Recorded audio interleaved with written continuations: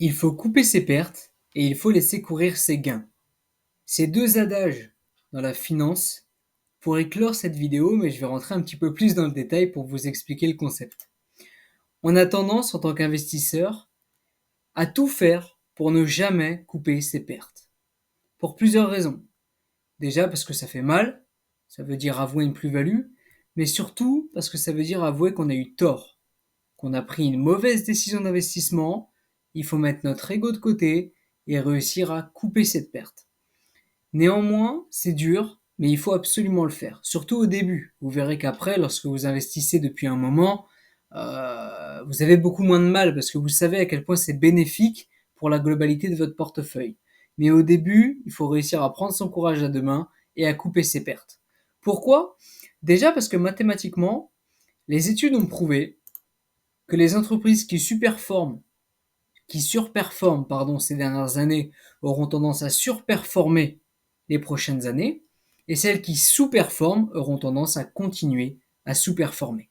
Ce n'est bien sûr pas une vérité absolue, mais statistiquement, ce sont les probabilités. Une entreprise qui monte aura tendance à continuer à monter, et inversement pour une entreprise qui baisse. Donc conserver une entreprise qui ne cesse de baisser, vous savez à quoi vous exposez. Néanmoins, je ne dis pas qu'il faut absolument vendre les yeux fermés. Oh là là, la ligne elle est rouge, je vends. Non. Vous vendez lorsque vous estimez qu'il n'y a pas d'autre issue que l'entreprise continue de baisser. Bien sûr, si vous voyez que c'est court terme, que l'entreprise elle est en restructuration, il y a tout un plan qui a été mis en place, vous comprenez le secteur, vous comprenez la valeur, vous savez sur quelle durée vous vous engagez d'un point de vue minimal, au moins 5 ans, 10 ans, ok, allez-y. Par contre, si vous voyez qu'elle baisse, qu'il n'y a aucune issue positive possible, mais que la seule raison qui vous fait conserver la valeur, c'est votre ego, bah là non, il faut couper ses pertes.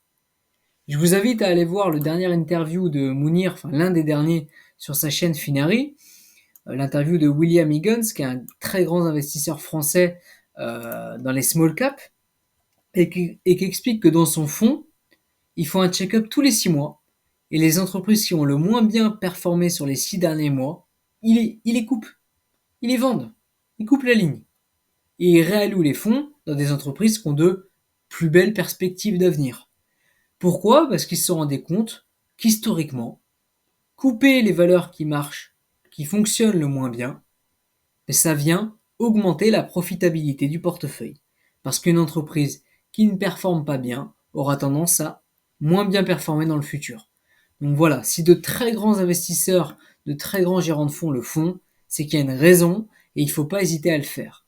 Encore une fois, je ne vous dis pas de vendre bêtement, mais si la simple raison de conserver la valeur, c'est votre ego, c'est qu'il est temps de la vendre, il faut s'en débarrasser. Il y a des fois, ça peut être frustrant, on peut ne pas comprendre pourquoi la valeur baisse.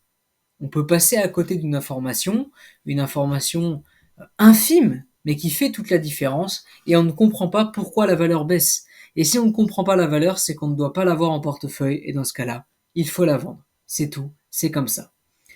Il y a une stratégie pour réussir à se débarrasser de ce genre de valeur qu'avait donné Xavier Delmas dans l'une de ses vidéos et que je trouve très pertinente.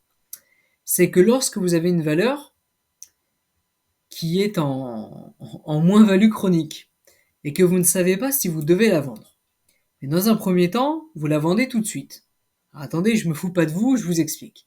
Vous la vendez tout de suite sans vous poser de questions. Si vous ne savez pas si vous devez la conserver ou la vendre, dans un premier temps, vous la vendez. Et ensuite, à tête reposée, dans les jours ou les semaines qui viennent, vous réanalysez toute la valeur dans son ensemble. Le bilan annuel, le bilan,